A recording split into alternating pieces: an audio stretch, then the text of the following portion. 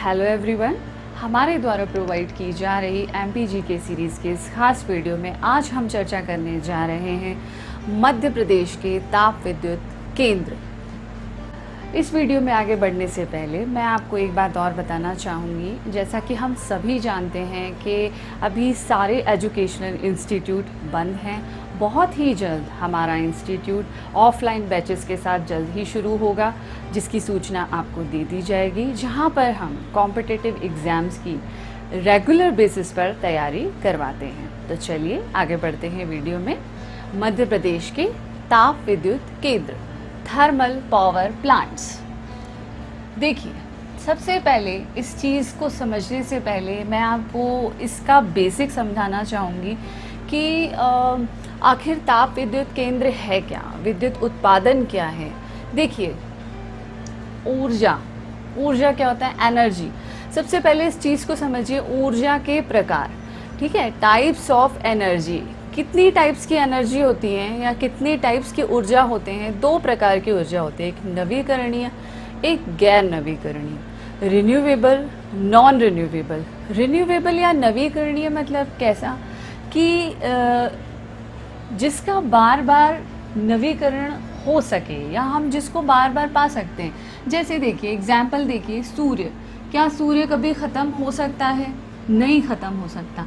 क्या हवा कभी ख़त्म हो सकती है? नहीं ख़त्म हो सकती।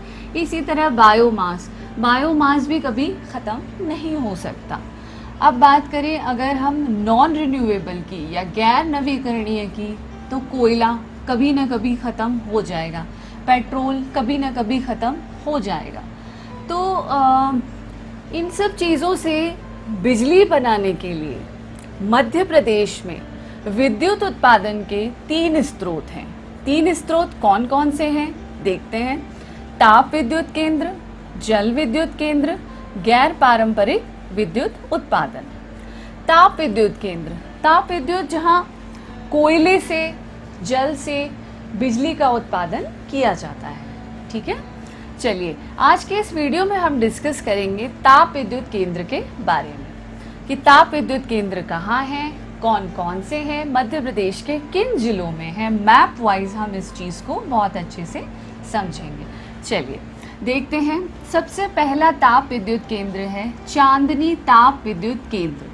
ये मध्य प्रदेश का पहला ताप विद्युत केंद्र है जो 1953 में बना। मध्य प्रदेश के गठन से भी पहले बन गया था। चांदनी ताप विद्युत केंद्र, चांदनी थर्मल पावर प्लांट।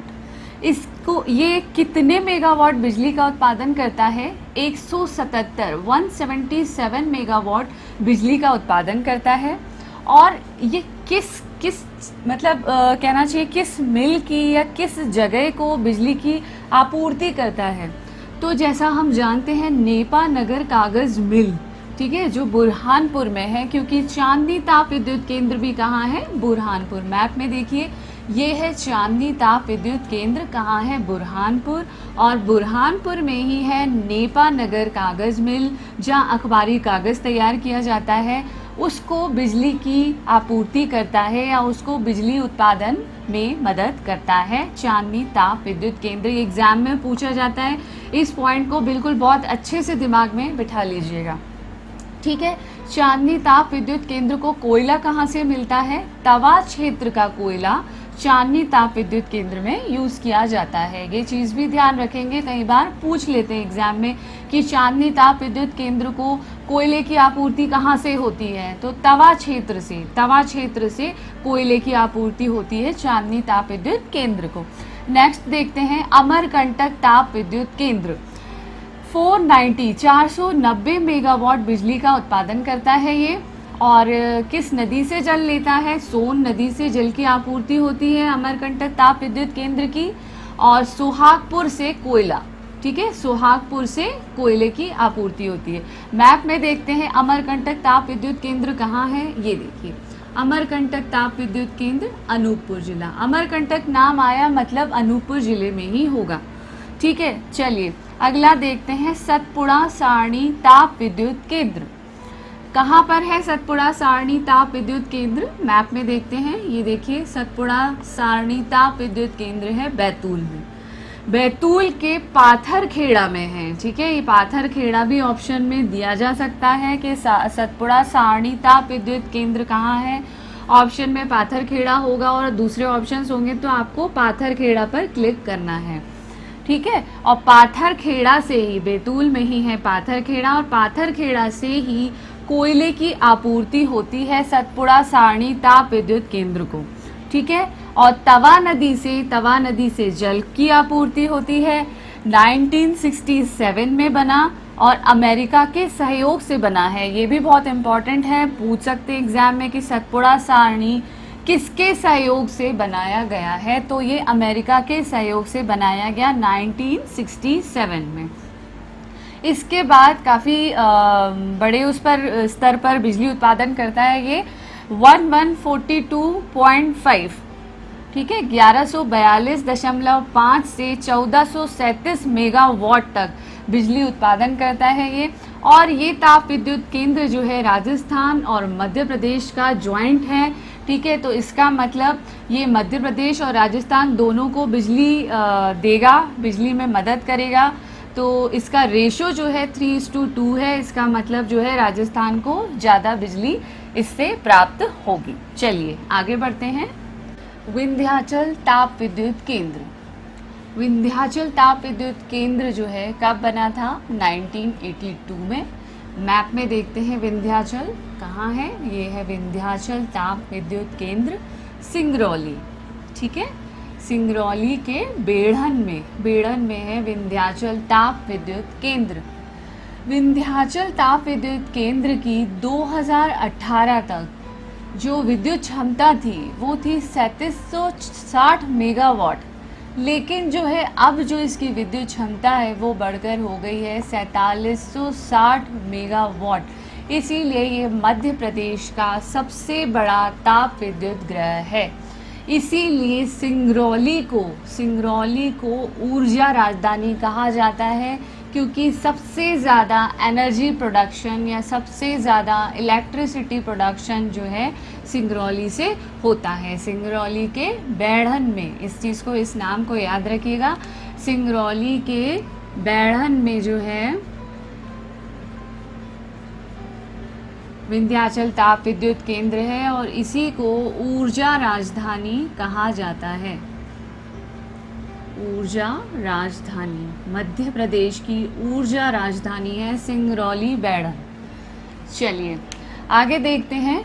इसको जल की आपूर्ति होती है रेहन जलाशय से। अगला देखते हैं संजय गांधी ताप विद्युत केंद्र। संजय गांधी ताप विद्युत केंद्र कहाँ है? मैप में देखते हैं। संजय गांधी ताप विद्युत केंद्र है उमरिया में वीर सिंहपुर में है संजय गांधी ताप विद्युत केंद्र। इसकी विद्युत उत्पादन क्षमता जो है 1340 मेगावाट है और इसको जल की आपूर्ति होती है जोहिला नदी से, और कोयला भी जोहिला क्षेत्र से ही मिलता है संजय गांधी ताप विद्युत केंद्र को। अगला देखते हैं Bundelkhand super critical thermal power project. ठीक है, देखिए ये जो है कहाँ पर है? छतरपुर में है। ये दोनों मैंने मैप में नहीं डिस्क्राइब किए हैं क्योंकि ये सुपर टेक्नोलॉजी पर बने हैं। आप चाहें तो मैप में डाल सकते हैं, लेकिन मैं आपको इसके बारे में ऐसे ही समझा देती हूँ। Bundelkhand super critical thermal project जो है ये कहाँ है? छतरपुर के बरेठी में। इसकी विद्युत उत्पादन क्षमता जो है 2640 मेगावाट है। इसको कोयले का जो है आपूर्ति कहाँ से होती है? छत्तीसगढ़ के भालमुंडा कोल से होती है। और जल कहाँ से मिलता है? मझगांव डैम से मिलता है। अगला देखते हैं Gadarwara super critical thermal project. Gadarwara के नाम से ही समझ में आ रहा है ये गाडरवारा में ही है। ठीक है, 1600 मेगावाट इसकी विद्युत उत्पादन क्षमता है। इसको कोयला मिलता है तलाई चिली कोल से और जल की आपूर्ति होती है नर्मदा से। कुछ मैं आपको मैप से ही समझा देती हूँ जिनमें जो है सिर्फ जगह याद रखना या जिले याद रखना ज़रूरी है। चांदनी मैंने आपको बताया था सबसे पहला ताप विद्युत केंद्र है मध्य प्रदेश का, और विंध्याचल जो है सबसे बड़ा ताप विद्युत केंद्र है मध्य प्रदेश का। इस चीज़ को याद रखिएगा, कंफ्यूज मत होइएगा। चलिए ये सिर्फ नाम से याद कर लीजिए। संत सिंगाजी ताप विद्युत केंद्र कहाँ है? खंडवा। दादा धूनी वाले ताप विद्युत केंद्र कहाँ है? खंडवा। दोनों ही खंडवा में है। नाम याद रखिए, जगह याद रखिए। जबलपुर ताप विद्युत केंद्र जबलपुर में ही है, जबलपुर के नाम से ही है। जबलपुर ताप विद्युत केंद्र जबलपुर में ही है। 151 मेगावाट विद्युत का उत्पादन होता है। ठीक है, इसके बाद देखते हैं, ये आप देख रहे हैं यहाँ पर मूजवेयर ताप विद्युत केंद्र भी है जो कि अनूपपुर में है, लेकिन ये प्राइवेट सेक्टर का है, ये जो है निजी क्षेत्र का है। तो थोड़ा सा एक नज़र आप निजी क्षेत्र वालों पर भी डाल लीजिए। मैं आपको बता देती हूँ निजी क्षेत्र वाले कौन कौन से हैं। एक है मूजवेयर जो अनूपपुर में है, एक है एसआर, आप ये देख रहे हैं यहाँ पर एसआर ताप विद्युत केंद्र जो सिंगरौली में है, ये भी निजी क्षेत्र का है।